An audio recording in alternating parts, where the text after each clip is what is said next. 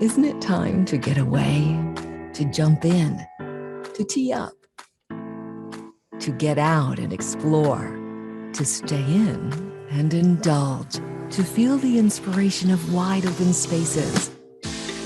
Whenever you're ready for a getaway, Palm Desert is where you'll be able to do it all, safely. Find your happy pace in Palm Desert. Hello and welcome to Palm Desert Food and Wine virtual experience presented by the City of Palm Desert. I'm Tally Fantini with Palm Springs Life, and we're so excited to have you all here and one of our celebrity chefs from Palm Desert Food and Wine here in person. We're very much looking forward to seeing you all in person in March, from March 25th to March 27th, 2022 in Palm Desert at Palm Desert Food and Wine.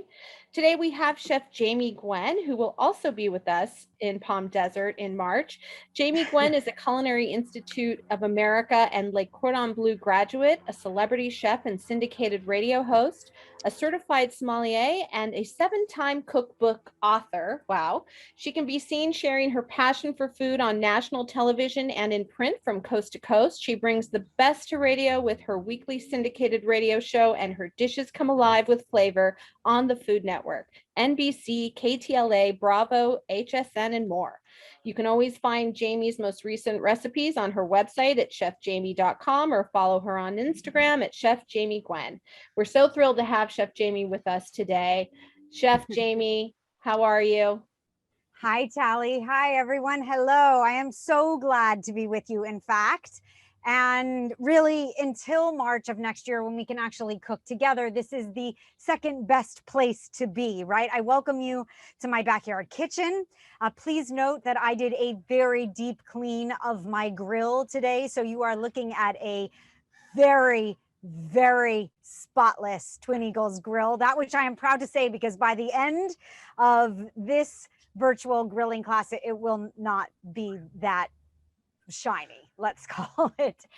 Tally, thank you for having me back to Palm Desert Food and Wine. You know that the desert is my happy place, and I cannot wait to get back. And for March of next year, we are all very excited, myself, my son, my mom, and so on. And I know we are welcoming questions and chatting and so on, right? Because this is an hour of me, which is really much more fun if you're involved. Included. Of course, Jamie. Yes. We've got lots of participants, lots of fans, lots of people cooking along and drinking along as we're going to grill with you today. They'll be chatting in their questions. So everyone, please write your questions in the chat and I will share them with Jamie. And one thing I do want to mention, Jamie, that I didn't have an opportunity to before is that we want to thank our grocery partner Jensen's for providing our ingredients kits for those of you that are going to be grilling along with Jamie today. So thanks again, Jensen's. Yeah, thank you very much, Jensen's. Appreciate it. Love shopping at your stores, in fact, when I'm in the desert, so I can stock the fridge and sit out by the pool. For those of you that are sipping along, and those of you that are not, please get on it. Allow me to toast you. Cheers to you. May you continue to be healthy and eat well in 2021 until we see each other at Palm Desert Food and Wine in 2022. One is water, one is piscine de rosé. You pick, actually.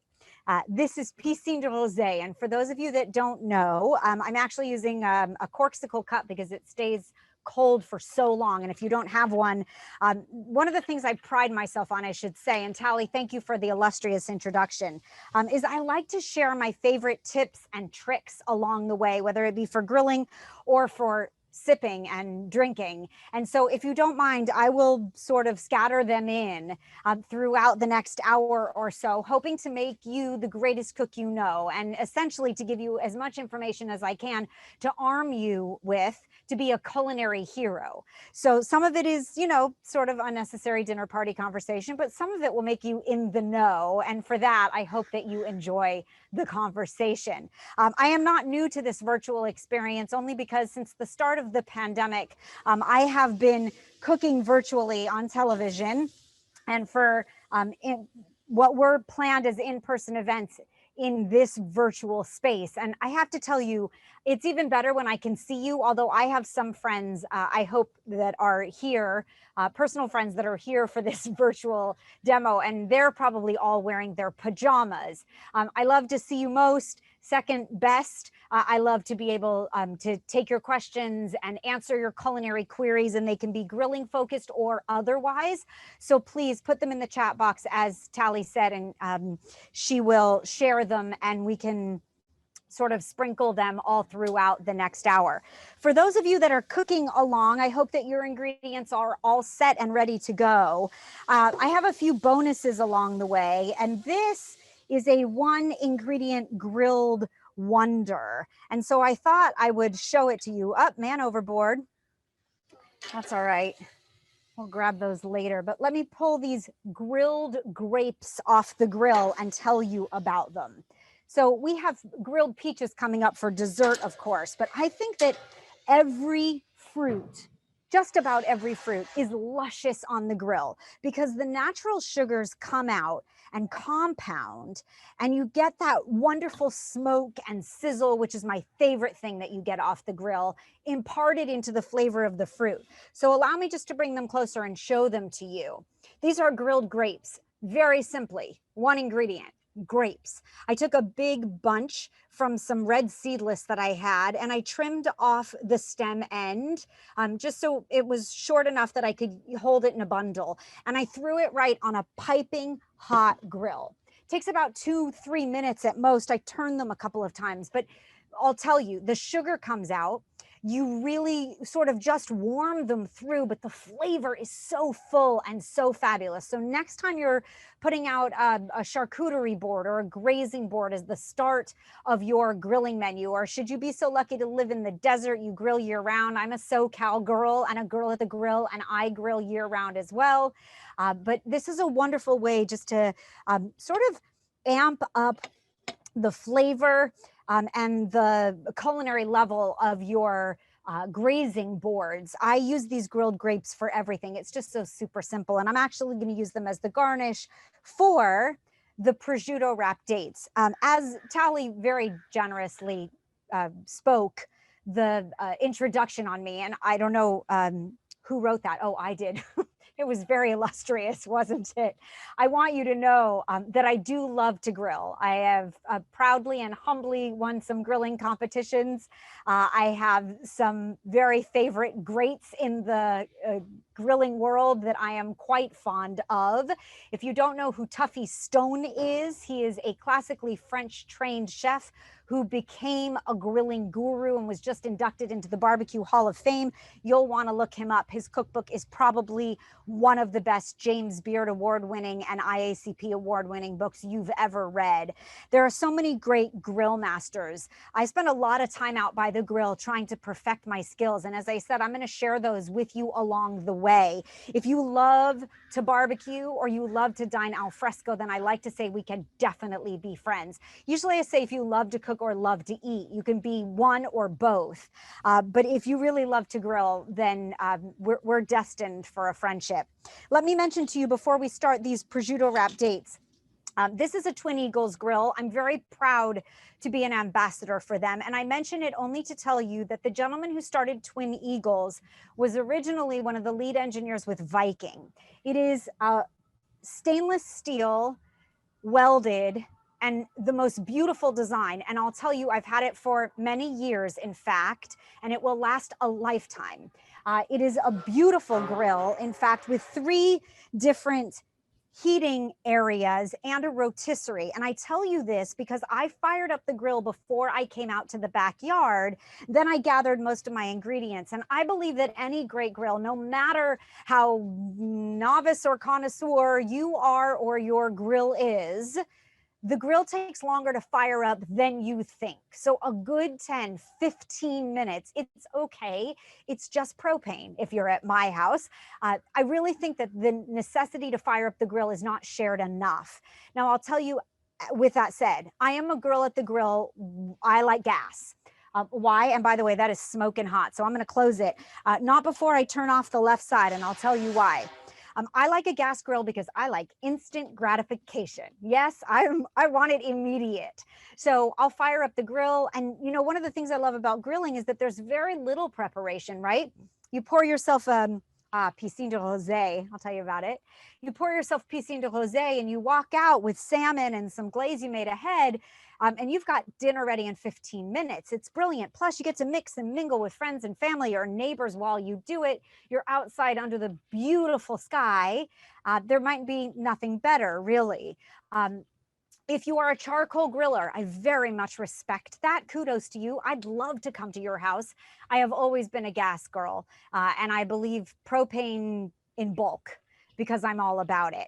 Now, with that said, Tally, before we go to the chats, because I heard your pen moving, piscine de rosé is what I drink and love to drink during the summer, and it is perfectly Palm Springs appropriate. The French drink piscine de rosé, translated from French to mean swimming pool of wine, very proudly. It is rosé, still rosé, no sparkling, no sparkles, not sparkling, but still rosé on ice. And they do it shamelessly. And I love it. This is what I call pool wine. Yes, it gets watered down a little bit. I can take a while to drink it. I'm not at all ashamed to tell you that I can sip this throughout our virtual cooking class together, and, you know, just enjoy a long-lasting glass of wine. Piscine de rosé, my drink for summer 2021, and I hope yours too. Okay, as we get to the dates, Tally, do you have questions coming in? It sounds delicious, Jamie. It is. I have to tell you, it's lovely. It's super cold and fresh, and they drink it in a great big goblet.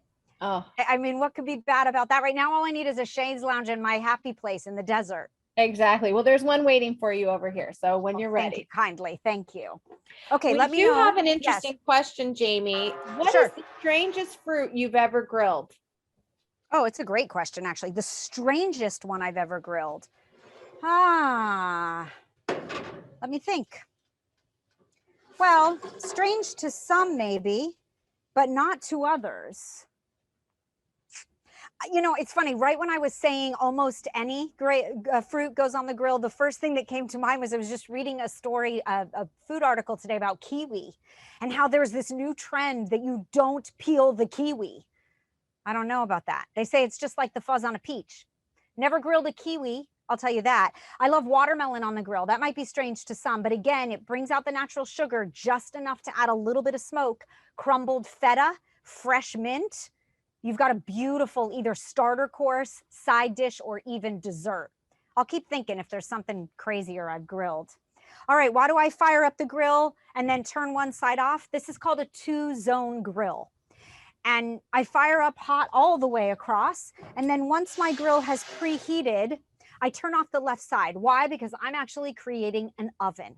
And so when I want to move things like a big tomahawk steak or double cut thick pork chops or even a cedar plank over to the cool side of the grill where there are no flames underneath it, and I close the lid, I've now created an oven.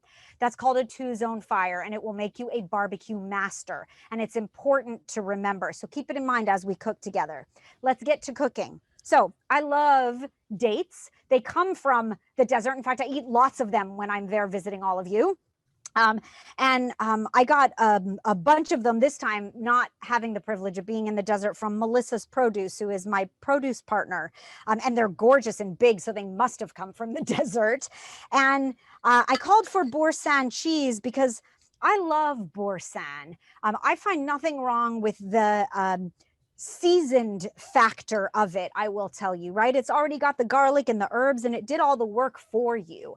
And I'm all about that. I am a chef that very happily drives through In-N-Out Burger. You can't cook every meal every day forever. And I'll tell you, I believe in convenience items. I believe when you can buy it and it's done right for you, then go for it. Because if you don't have to cut the jicama or the carrots into sticks to go along with those really super delicious chicken wings that you made off the grill, take the help. I'm all about that. I'm also a new mom and a very busy working woman. And so I'm proud to tell you, I think convenience foods in the grocery store have helped all of our lives. Now, dates don't come pre-pitted, unfortunately, or at least I haven't found them. So as you saw, I just took a small knife. You can take a slicer or a paring knife. I cut a slit for those of you cooking with me. I'm so delighted. I'm taking the pit out. And like I did for this bowl already, you are going to stuff some Borsan into the cut sliver of each of those dates. Now, don't go over full, just so you know, because they will ooze essentially. But this is my last one. By the way, I always make twice as many as I think I need for these dates, because by the time you set the platter down or walk it around to two friends holding Chardonnay in their other hand, they're gone. That's how delicious they are. Now, traditionally, you know them to be bacon wrapped, but I find on the grill, because bacon is fatty and fabulous, the bacon tends to flare up so much that I try to use something leaner. In this case, I'm using prosciutto. You could use Spanish Serrano as well. Whatever your Jensen's Deli guy says is fabulous at the moment. And so I wrap a piece of the prosciutto. Now, by the way, take one slice if you're cooking along of the prosciutto, which, by the way, has its other half over here. What I did was I took my slices of prosciutto and I cut them top to bottom vertically in half. So I have two thin strips. And I will then take that thin strip, can you see that, of prosciutto, and wrap it around. Now, you might want to secure with a toothpick, but I find that it sort of sticks to itself. And then these dates, just keep wrapping and talking and wrapping and talking with you, will go right on the grill. And they'll actually seal themselves even more as the prosciutto gets crispy and lovely. Oh, it's so good. I just can't get enough of these. I really can't. I could very happily sit down to piscine de rosé. I'm going to trim this one and use it again. Piscine de rosé and prosciutto wrapped dates and dessert, and I'd be very happy to call that dinner, no doubt. All right, keep wrapping. If you're stuffing your dates and wrapping with prosciutto, I am too. And we'll keep going just till we have enough to feed a small crowd. This might actually be my dinner later for sure. Trying to think of other fruit, Tally, that goes on the grill. You know, stone fruit, which we're going to prove with peaches later, exceptional on the grill. And apricots, plums, right now is the season, right? Really lovely on the grill. And I happen to love fruit with protein. So I think chicken and pork pair really nicely with grilled fruit. I love citrus on the grill too. And I'm going to show you the beauty of a grilled lemon coming up too.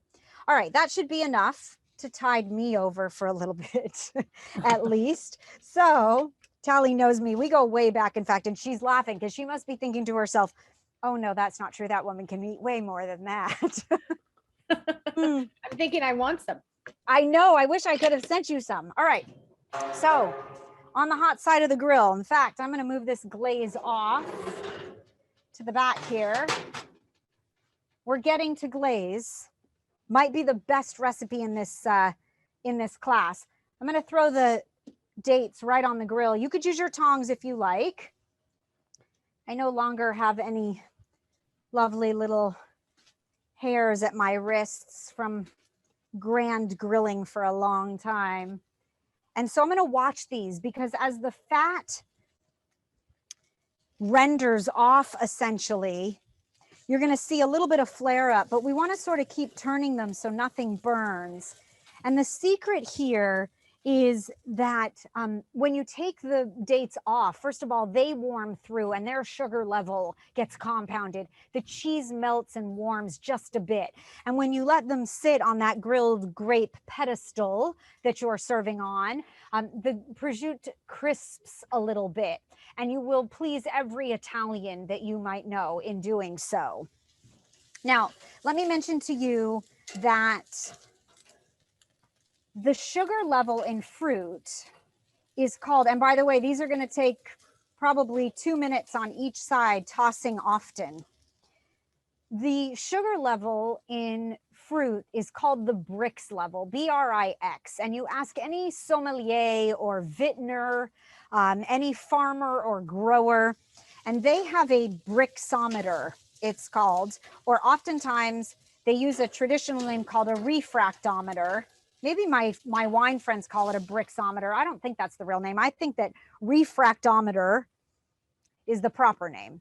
And the Brix level is the sugar level in the fruit, and they're able to determine it. It's how we know that we're having a really good peach season, for instance, or when they should harvest the grapes in wine country.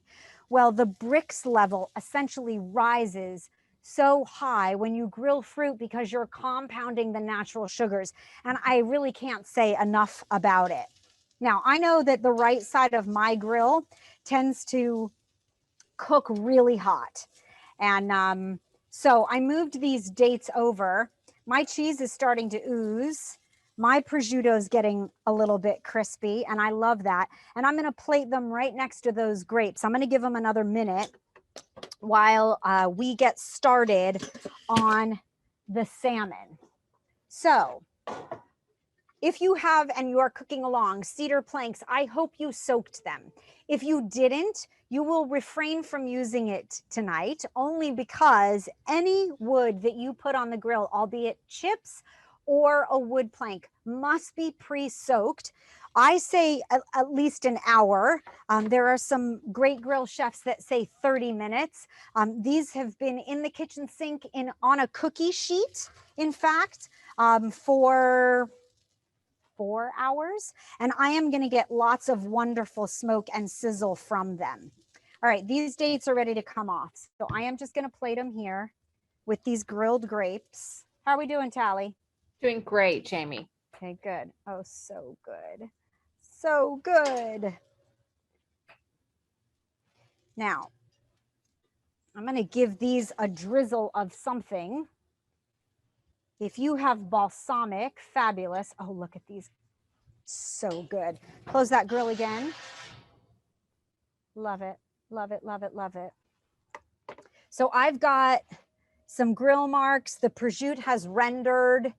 I've got oozing cheese, and who doesn't love oozing cheese, right? I have some aged balsamic vinegar, right? The longer it ages, the thicker it gets. Got it, the garden. I've got the garden whimpering down onto my table here. The longer it ages, the richer it gets, the thicker it gets, the more syrupy, the sweeter, the less bitey the vinegar. I love an aged balsamic. I collect aged balsamics and salt. Those are my two vices, my two things. And so I'm going to give this whole platter just a little drizzle of aged balsamic. Love that. I love the acid, the bite to cut through the richness of the date and the cheese. And then I am going to finish mine with just a teeny bit of flake salt. Yeah, the salt heightens, I'll tell you, the flavor of the sweetness as well. And then I am going to scatter just from my garden over here. I have what is considered opal basil, but it has this beautiful green leaves with purple variegation. And I find that it garnishes platters and boards so nicely. And I'm sure you too have a garden where you can take some of the flowers from that basil or the leaves or fresh thyme leaves. And there's just something beautiful about finishing a platter out by the grill or in the backyard or on the patio just that way. So if you've just made prosciutto wrapped grilled dates stuffed with Borsan, this could be your signature summer dish for sure. And cheers to that. I'm going to let mine cool just a minute and I will take a bite and gladly eat with you. But cheers to the start of what I think is a quite sumptuous grilling menu. It was so hard for me, Tally, to come up with my favorite grilling dishes. I have only one child. I have a beautiful blessing of a son. And I always laugh now when I think that I used to, ask people their favorite, whatever. It's like if someone asked you your favorite child, like I only have one, thank God, because he's my favorite. I mean, what else could there be? These are my favorite recipes for now. But I hope if we have an opportunity to cook together again, I could easily write you 10 more menus for the backyard barbecue. All right. Tally, any questions or should we keep going? Okay, we'll just keep going. All right, I'm gonna swap this out. I'm gonna keep my flake salt here. And I am gonna swap out this board for, in fact, for a salmon sheet pan. By the way, the cedar plank was soaked on a cookie sheet in my kitchen sink. The two planks I soaked too, side by side, were then weighed down to keep them submerged with a very fancy tool, also known as a grapefruit. Yes, I grabbed from my produce bowl something that I could nestle right on top of two cedar planks side by side to keep them submerged. Use what you have that won't get waterlogged, but make sure that they are wet throughout because you will get fabulous smoke that way. So with that said, I have some fresh, really beautiful wild salmon. If you can get it, brilliant. If you're buying anything else, please make sure to look for the farm raised with as little color or no color added if you can find it. But I always love the brine and the smell of the sea of Atlantic salmon. There's just something beautiful about it. And I get often asked about using wood on the grill. Now, I love a cedar plank and I love wood chips. And if you have a smoking box, great. Or if you don't, then what I recommend that you do is take an aluminum pie pan, you know, the disposable ones. And I suggest you poke holes in the bottom of it. Now, in the meantime, prior to doing this, you are going to soak the wood chips that you plan to use. Could be apple or pecan or hickory or oak. Oh my. And you're going to soak them so they're thoroughly soaked through and they'll give you the smoke that you want. You drain the wood chips. If you've done this before, you know the method. You drain the wood chips and you put them into that disposable aluminum pie pan and you put it right on the grates of your grill. And let me tell you, you will get grand smoke. And then you simply throw it away when you're done. Now, the secret to smoke on a backyard barbecue, not a smoker, not a Traeger, for instance, is keeping the lid closed. So very simply, I'm going to sprinkle the salmon. Most chefs season from high up because we get greater distribution, by the way, with a little bit of salt. And my pepper grinder is failing me once again. Yeah, let's see here. It is. All right. Jamie, we have a question about the cedar plank. Sure. Does it break down over time from soaking and usage? Okay, so it's a great question, actually. Most cedar planks, the ones you're buying for 11, 12 bucks for a package of two, they're disposable. They are one-time use. Now, if you're buying a bigger, thicker cedar plank, which has, by the way, come into fashion since the idea of smoking on the grill has gained in popularity, you can find thicker cedar planks that are multi-use.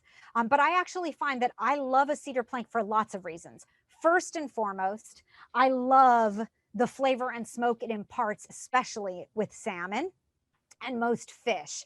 But what I also love, it's like a disposable plate, right? I take it directly to the table. I serve the salmon off of the cedar plank when I'm done. I throw it in the trash bag that's out there in my backyard, fixated for the party, and then it goes out into the trash in the garage, right?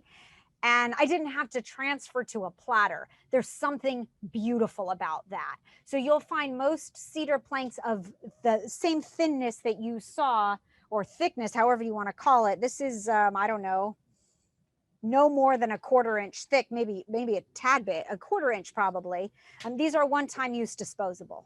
Okay, so there's that question answered. Thank you. I have one more plank, of course, that I can use again. Whoa, aluminum foil overboard. All right, just for the record, I use tongs for everything. Come back here, you little bugger. All right. This is how I reach mason jars high up in my kitchen late at night. All right, this plank is starting to smoke and I want you to see it. The salmon is starting to cook through. And in the interim, I hope you made the glaze. So bourbon, soy sauce, some honey, some brown sugar, ginger and garlic make what I think is one of the best barbecue glazes you'll ever have. And it looks like this. So this gorgeous glaze, I actually made last night. I cooked it down. By the way, I threw the garlic cloves in just halved. I sliced the ginger roughly after I peeled it or trimmed or cut it off of its skin. And I just cooked it down for about a half an hour. And I have to tell you, I would actually paint this on my elbow happily. That's how good it is. Like you almost want to sip it out of a shot glass. And you're going to make a batch that's large enough that you'll only use enough for the salmon, let's say tonight. So you're going to pour the rest into a mason jar when you're done, and you're going to keep it in the fridge. And every time you go to grill, you're going to use this gorgeous glaze on your chicken and your ribs and your salmon and so much more. Keep that mason jar going and you will never be without friends at your backyard barbecues. Now, because the salmon is starting to cook through, I am going to start glazing it with this gorgeous glaze. And there's something rustic and lovely about a cedar plank because it's going to get some smoke and sizzle as it seeps through that plank. The salmon doesn't take long. It's gonna, oh, I can smell the cedar. I wish you were here. It's gonna take just long enough to cook all the way through or just through because there's carryover cooking, and we should talk about that. When you take something off the grill, it continues to cook. Just like when you take your Thanksgiving turkey out of the oven, it continues to cook, right? So when you take a steak off the grill, you want it to be just under medium rare so that by the time you let it rest, its juices recirculate, it Netflix and chills, and you get it to the table, it's just perfectly done. Now, how do you do that, Jamie? Well, you ask.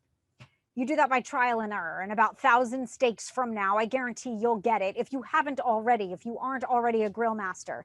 But I like to share a grilling tip that goes like this. Take a fist, preferably the hand you are not dominant with. So I'm a righty, this is my left hand. And make a very loose fist, please. Very loose. Did not have a bad day, not mad at your mate. And very loosely touch with your right hand that soft fatty part between your first finger and your thumb. That really mushy area right there, that's what rare feels like. Now, if you firm up just a little bit and there's a teeny bit of give but still soft, that's about medium. And if you make a very, very firm fist, that's well done. Now, there are so many varying places in between, right? But just to give you an idea of by the 1,000th steak, right? By that feel, you'll know where you're at. Here's my better tip. I brought out some of my favorite tips and tricks I told you I would. Ah, that's how I like it. Fire and flame. All right. You could do the water trick. A spray bottle works well here. Definitely one to keep safe by the grill. I'm actually just going to put out my flame with a little bit of water and let those flames sizzle. Now I've moved the plank to the left side, the cooler side of my grill. I'll use it now as an oven, and I'll actually glaze this salmon again and let it continue to cook. Now I can tell just by touching it's not done. Still too rare in the middle. So another soaking. Close the grill. Give it a couple more minutes. Now let me just mention to you, this is an infrared gun, and I can actually point it not only at the grill grates, but directly at a steak and know the internal temperature on my grill. It's about 25 bucks on Amazon. I have to tell you, it's one of my coolest toys. It's an infrared thermometer, it's called, and you have to have one. So for those of you looking to make the perfect steak and still trying to master it, great tool. I'll set it aside. And I want to talk potato salad. Tally, unless you want to chime in, I want to make sure I get through all these recipes. So I am moving on. Keep it going, Jamie. We're with you. Keep it going. You're with me. I know you are. All right, next setup here. Let's let's do a little potato salad, shall we? I love summer potato salad. I really do associate potato salad with the summer, don't you, right? And there's lots of different kinds of potato salad. You can do one that's creamy. It could be, of course, mayonnaise based in its traditional fashion, or you can add mayonnaise and sour cream, which is the way that I was raised by a very exceptional cook. I will tell you, my mom is the best cook I know. And in fact, mayonnaise and sour cream went together. So the creaminess of a great potato salad has more than one dairy, in my opinion. If you're looking to be lean and clean, I'll oftentimes mix in some Greek yogurt.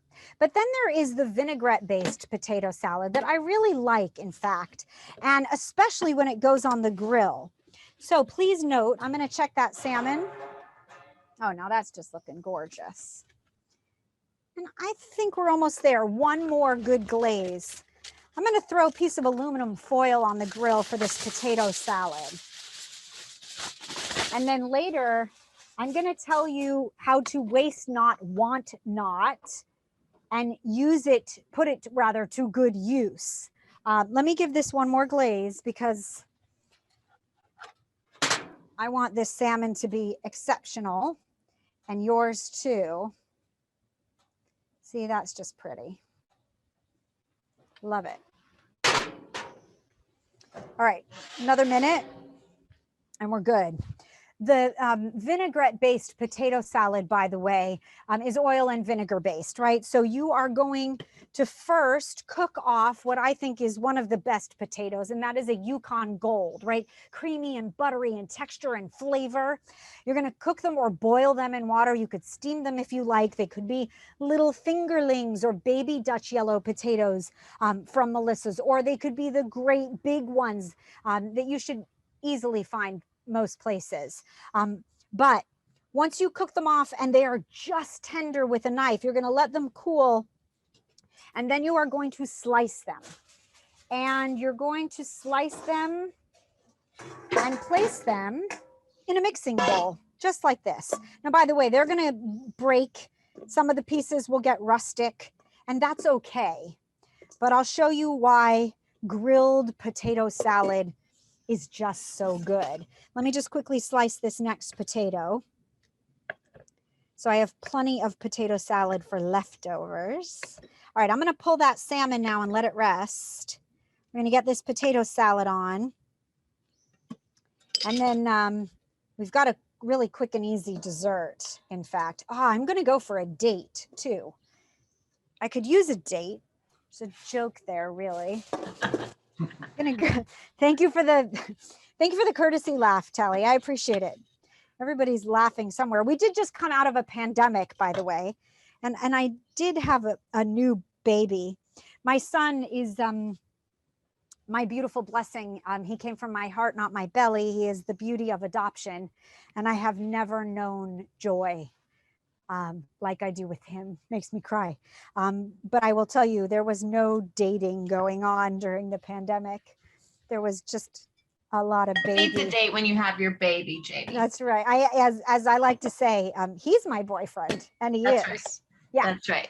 Any questions, Tally? Because I'm going to make a simple vinaigrette with champagne vinegar and a little bit of Dijon mustard, which, by the way, is an emulsifier. What do I love about Dijon mustard? It keeps vinaigrette from breaking. Yes, and so does honey, by the way. So sometimes I'll throw a little bit of that in, and I just happen to have some. When you start whisking, you'll see that your vinaigrette will hold together far more easily than usual. Where are you, my whisk? All right, salmon comes off. Here we go. I'm going to hide those potatoes as I planned here because I am using this as the setup for the salmon. Okay, now I got to turn it around so y'all can see it. It's beautiful, Jamie. Isn't that just pretty, Gorgeous. right? And what I'll do with the potato salad is usually just nestle it between the slices, and we're going to finish it with some herbs. In the interim, though, let's get this potato salad going, shall we? I'm using celery salt. Why? Because I happen to really love it. And I like celery seed as well. But as we whisk some olive oil in here, switch hands.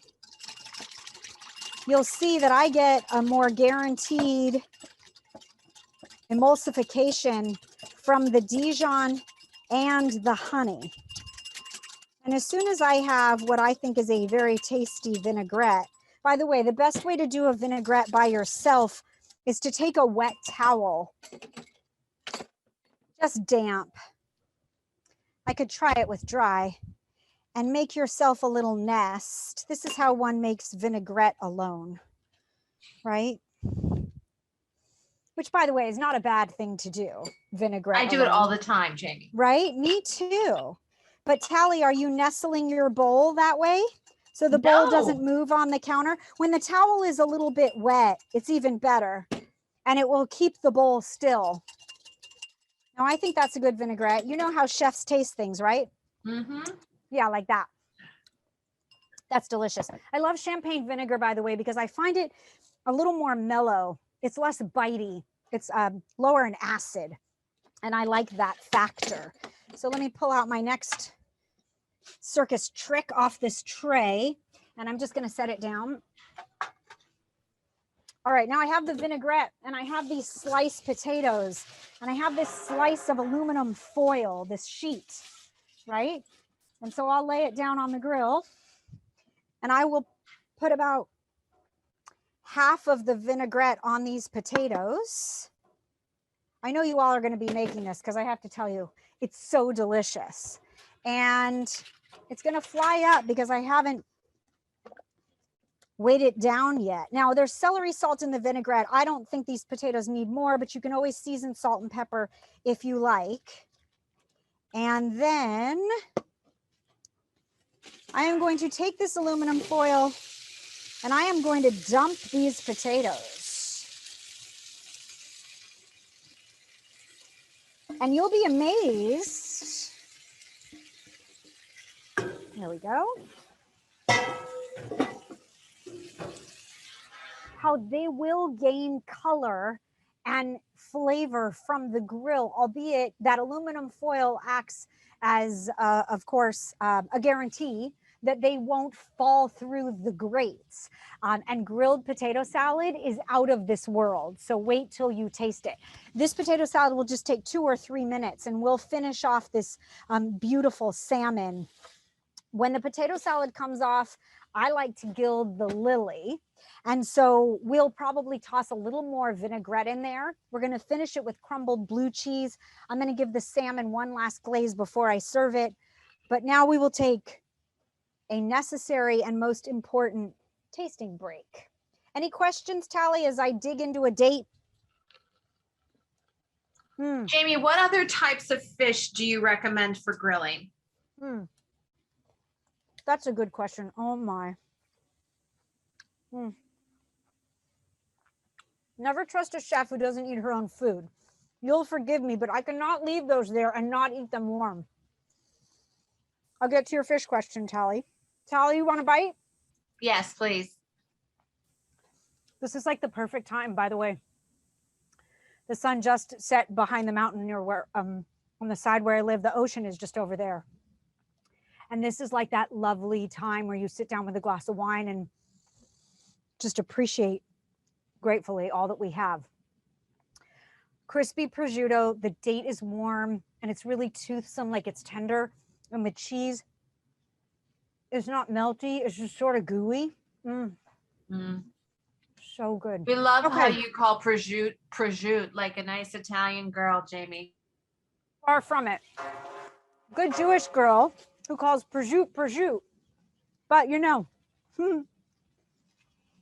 must have been an Italian chef in my past. Now, see how these potatoes stick to the foil a little bit? That's okay. They release. Oh, come on. There we go. And some of them break off a little bit. That's all right. But look how we have texture and color. I'm going to give them another toss. In fact, I'm going to use a different tool. I've got a spatula here, a flat spatula, where I can move these over to the cooler side of the grill. Give them a toss, throw them back on one more time. There we go. Jamie, if And then somebody this- was checking for the temperature of the salmon, what temperature would it be?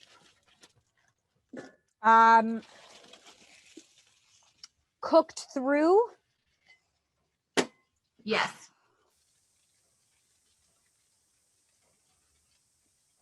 Off the top of my head, that's about done.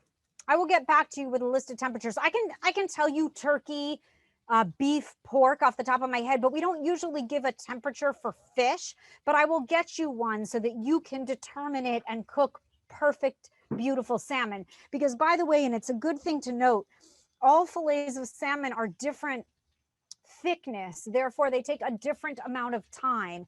And then one person's barbecue, your grill might be hotter, or your grill can't possibly be hotter than this, I have to tell you. This is actually a very good combination of steam facial for me and demo. I have a smoking hot grill. And so dependent upon how hot your grill is, your salmon's going to cook at a different time, right? It's why it's hard for me to tell you, cook it 7 minutes and take it off. Don't know.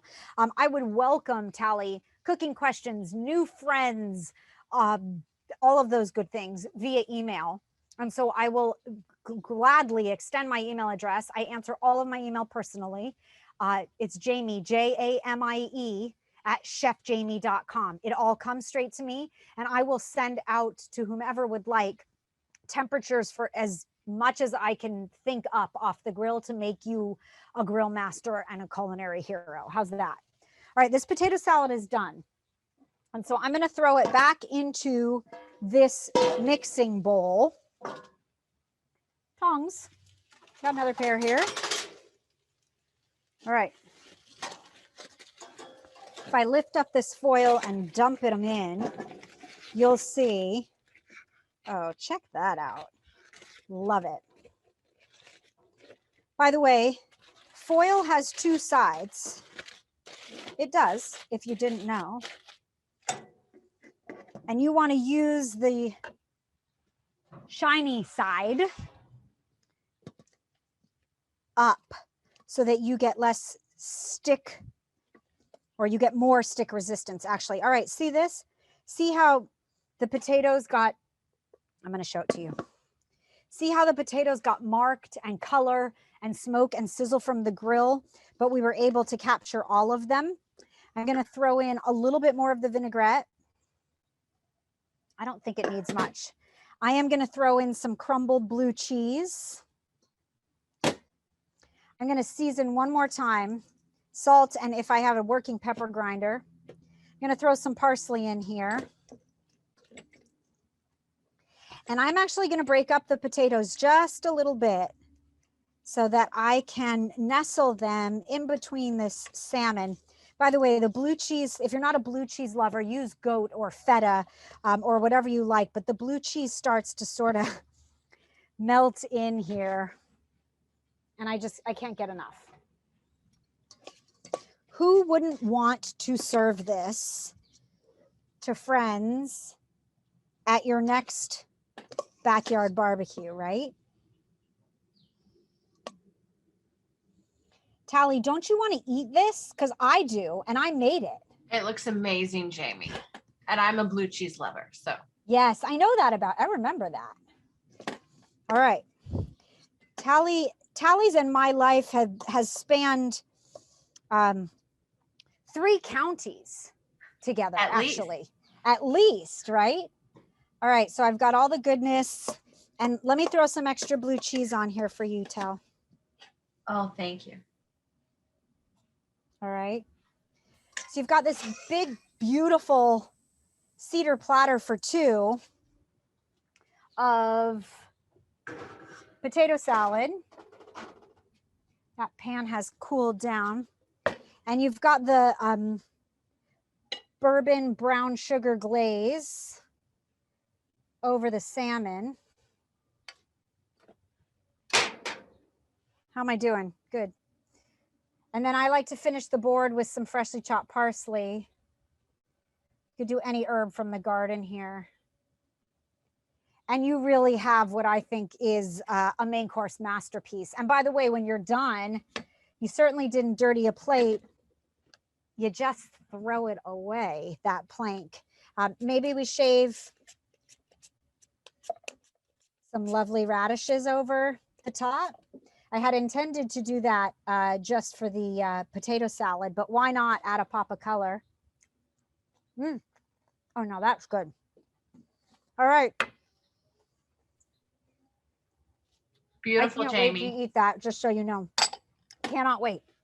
All right, let me nestle these things down below and share dessert. Any last questions on, well, Where is your favorite place to get your cedar planks?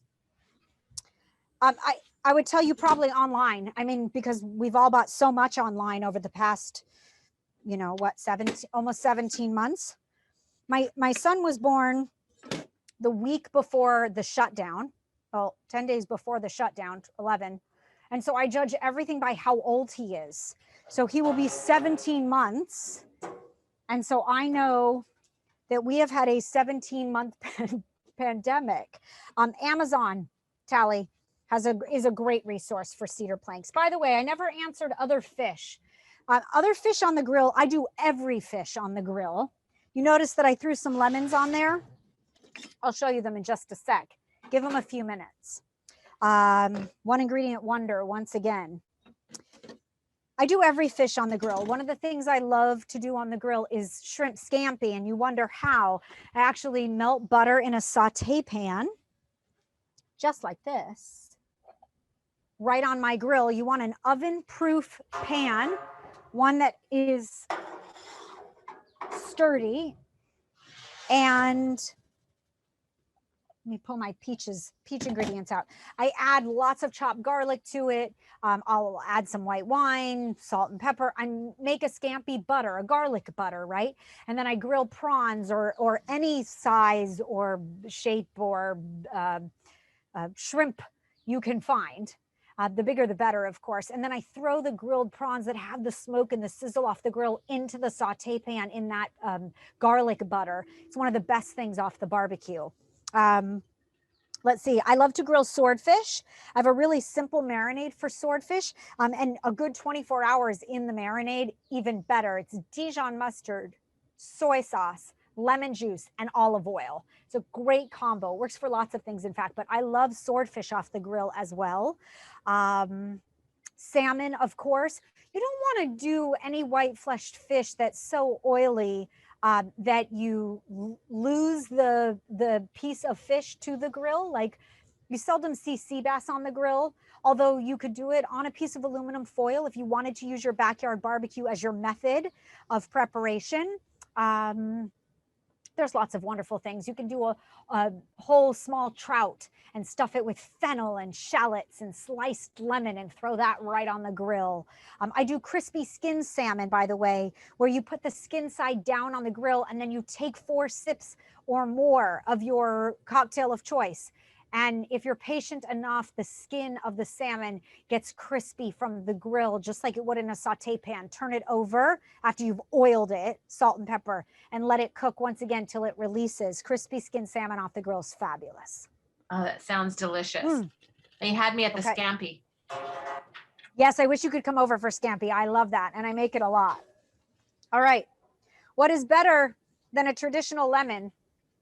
A grilled lemon, of course. Please note that that grilled lemon is now, just like I talked about with the fruit, it's all juicy and yummy, and its juices will flow, and it's got smoke and flavor from the grill. And by the way, this salmon does not need lemon, but I will nestle these here just for giggles. All right, my butter is a Bruin. All right. And I've got to get to dessert, because sometimes I think you should eat dessert first because life is very uncertain. I love dessert. I have a terrible or wonderful sweet tooth, however you might call it. And I happen to love dessert off the grill. Now, dessert off the grill is fabulous because you're already, where are my plates? There they are. You're already out here, right? So you might as well serve dessert off the grill. When everything comes off, maybe you've got some really lovely peaches or stone fruit or whatever it is you've got. You're going to cut that apricot, peach, or plum in half and take out the pit. And we'll do another one in half because I was always taught that odd is important. And to those, I think I'll go straight in with the butter here.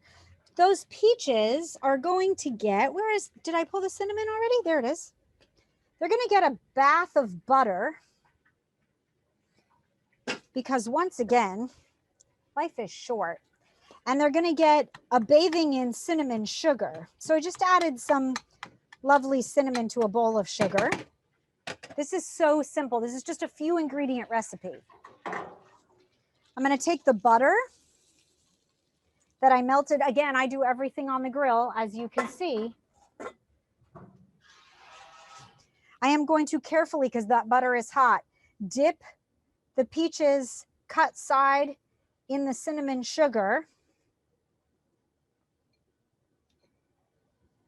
After the butter, the cinnamon sugar. You can do this brown sugar if you like. They don't really need sugar at all. I just think they get extra lovely caramelization that way. And then I am going to take these lovely peaches straight to the grill. On the hottest part, you're going to lay those peaches down.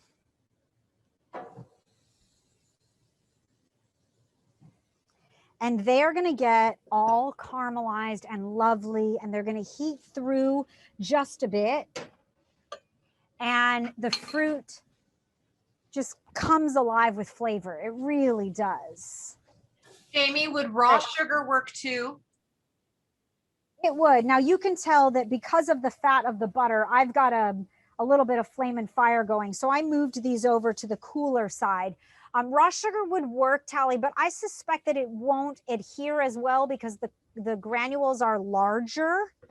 So try what you like. If you can find a finer grain raw sugar than I know of, the turbinado, or you grind it in your food processor, that actually leads me to sort of a funny thought. And that is, you know, you don't really have to buy powdered sugar. You could take granulated sugar very successfully, put it in your food processor and run it, and you will get confectioners or powdered sugar. I don't think we use our appliances enough. I love my appliances, in fact. But the same with the turbinado or the raw sugar that was questioned, Tally. You could probably pulse it, whiz it, right? And get it a little finer and then use it here and it'll work great. So this recipe itself, you can make your own so simply and easily. If you want to go lean and clean, I'm going to go sneak in. That was the one thing I couldn't bring out here and maintain. I have ice cream in the freezer and I'm going to go grab it. You could do ricotta cheese, or in true Italian style, prosciutto ricotta. But yes. You could use ricotta. Yes, you could use ricotta cheese. We're asking a Fantini, right, Tally? That's right. You could use ricotta cheese in these peaches and you'll see how I finish the dish. You could use Greek yogurt and go lean and clean. They don't need any cookies. Make the recipe your own. Make it your signature. Use what you have in your pantry. But whatever it is you find at the farmer's market or at the grocery store, at Jensen's in their produce section, find a way to capture the flavor of the season. And if you can do it on the grill, even better. All right, these peaches are going to come off. Now I turned them over because I wanted them to warm through, but check these out. I mean, are those just beautiful or what? So I've got, you know, caramelized sugar from the cinnamon sugar. And I'm gonna close the grill. I am gonna turn it off, and then I'm gonna show you my last secret just as soon as we finish this dish. Bear with me a second. Allow me to grab some ice cream, please. We'll snack on the dates while you're gone. Oh my gosh, I wish I could put them through the computer. All right. Forgive me. Be right back. My garden here. All right.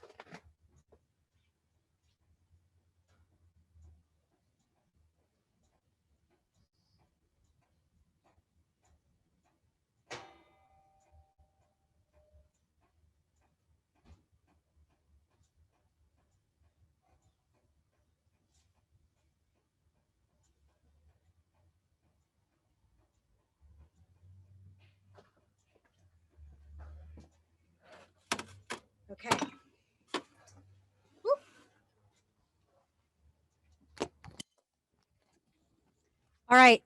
Did you miss me?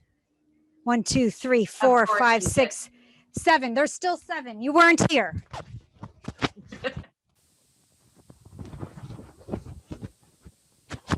If you were here, I would pour you a piscine de rosé and we would sit down to this dessert. All right. By the way, I think that grilled fruit for dessert needs texture. And so I finish this dish with crunchy cookies. And you can use any cookie you like, but I was able to find Italian almond or amaretti cookies. And I have to tell you, there might be nothing better. You can use Nilla wafers or otherwise. You need some sort of crunchy cookie that crumbles. You need good ice cream. This is vanilla bean. And then you need sea salt caramel. How do you make it, Jamie? Well, you go to chefjamie.com and I will happily teach you how to make it. There are thousands of free recipes on my website. And while you're there, by the way, please become a friend and a fan on social media at Chef Jamie Gwen, and tell a friend, Facebook, Twitter, and Instagram, Chef Jamie Gwen. The other way to make sea salt caramel, by the way, which is so convenient, is to buy really good quality caramel sauce in a jar and then transfer it to a plastic bottle like this. Then you are going to add to every 2 cups of caramel 1 full teaspoon of salt, preferably kosher salt. And you're going to shake it up or warm it up in the microwave, even if you like, rather. And then once the salt dissolves, you are going to have sea salt caramel. So when I planned the menu for this, I sent the recipes and Tally said, "Are you going to teach sea salt caramel?" And I said, "Yes." So Tally, I've never made you more proud because I just taught you 2 ingredient sea salt caramel sauce. Thank you. Yeah, you're welcome. This is a homemade caramel. I keep it in the fridge all the time. And I did make it salty because what is better than sweet and salty, right? Add a little bit of this to your morning coffee and you have a salted caramel latte. So good. I store it on the door in the fridge with the other condiments. I make a big batch, but I put a piece of plastic wrap, saran wrap, plastic wrap over the top of the bottle before I close the actual squeezer, the pointer lid, right? So I lay a piece of plastic wrap down and then I twist it on. Excuse me. Now what it does is it creates a barrier between the cap and the bottle, because I find even those with a little cap here, they're not airtight. But now the flavors of my fridge don't permeate into this bottle, and I can use this time and time again. We have an ice cream social, an ice cream sundae bar, right? I take the top off, get rid of my plastic wrap, throw it in the microwave, put it out on the sundae bar, put it back in. I use it time and time again, and it lives in my fridge because it's just that good. So to those grilled peaches, I'm going to go in with some scoops of vanilla bean ice cream. Notice that I bought a little time so that these peaches cool down from the grill. And as this ice cream melts, you'll get a little bit of what is creme anglaise or French vanilla bean sauce action going, but it will stay cold enough that you can still dig into the ice cream. And then I am going to crush these amaretti cookies over the top, because I think that they need texture, right? A crunchy cookie with the tenderness of the peach and the chill of the ice cream. All right. And then last but not least, this is how I make friends, by the way. We just do what is a very big, generous drizzle. Sometimes I like to cut the tip of that bottle of sea salt caramel so it flows more freely. More caramel. And then last but not least, I brought you one more secret from my fridge that I wanted to share. When you buy edible flowers at Jensen's in the produce section or at your supermarket, no matter where you live, you'll find that they come in a little plastic container. They have some stems, of course, but they are just whole flowers, right? And they were raised without any sprays or anything so that you can consume them. They make a beautiful garnish to a cheese platter or otherwise. But if you've never put them in the food processor and pulsed them, they too are a one ingredient wonder. Because, watch right here. This, can you see these? Oh, good. This is what I call edible flower confetti. And it's just beautiful. It's colorful and lovely, and there's a floral note to it. And then some of the little stems and otherwise you can just pull out. I keep this edible flower confetti in the fridge for a few days, and I garnish everything with it because I think it's just lovely. I really do, and I wanted to share it. All right. We've got these beautiful prosciutto-wrapped Borsan stuffed grilled dates. We did the cedar plank salmon with the bourbon maple glaze, the bourbon brown sugar glaze. By the way, during the winter, I sub out maple syrup for the honey, and it becomes bourbon maple and brown sugar. So make it your own. You've got that grilled potato salad, and then the grilled peaches with vanilla bean ice cream and crushed amaretti, sea salt caramel, edible flower confetti. I don't really think there's much more I can give you. I mean, really, truly, one last tip, Tally. I know I'm 8 minutes late, but that's pretty good for me because I could have stayed with you all night long. All right. Please go to chefjamie.com. Please become a friend and a fan at Chef Jamie Gwen. Please join us next March in the desert in Palm Springs for what is set to be the most extraordinary Palm Desert food and wine festival ever, because we are all so excited. And I say that for my chef friends as well. The lineup is extraordinary, and I have talked to many of them. We cannot wait to be back, and it's going to be a blast. So please, please join us and tell a friend. Okay, my grill is cooling down, but it's still pretty smoking hot. And right when you turn the grill off, allow me to show you my waste not, want not trick. So there was that piece of aluminum foil that we used for the potato salad, right? Well, rather than just throw it away, I have a second use for it. I know that it's not the most earth-friendly substance, and so I try to find ways to use it up. You never have to buy a grill brush again. I mean, you can buy a fancy one with a beautiful handle and you can show everybody and you can keep it for quite a while.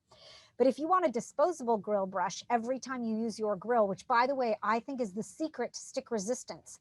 So I use a grill brush on my grill when I'm done grilling, and then the next time when I fire up my grill, when I open it up and get ready to put that cedar plank down, I use the grill brush to clean my grill again.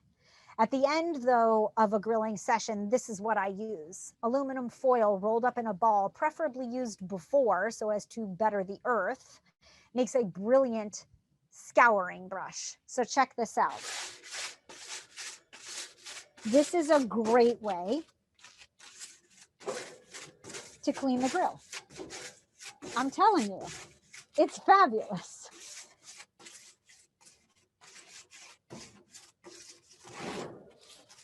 Gets all the crud off. Close up that grill. And when you're done, just throw it in the trash. I mean, how great is that? All right. Those are my best grilling recipes for this week. And those are my best grilling tips.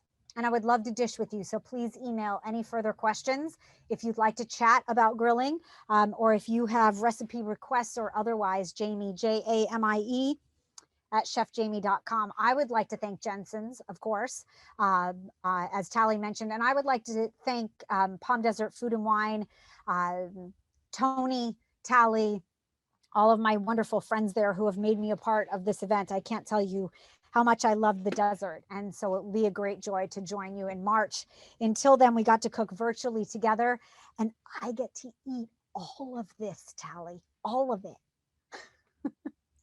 Thank you, Jamie, so much. We can't wait to see you in March. Thank you for teaching us all a little bit more than we knew before about grilling. It looks amazing, and can't wait to see you in person. Thank you again. Cheers. We can't wait. Cheers. Thanks, everybody. Thank you for being here. Thank you for watching. I hope you learned something delicious. Eat well and stay healthy.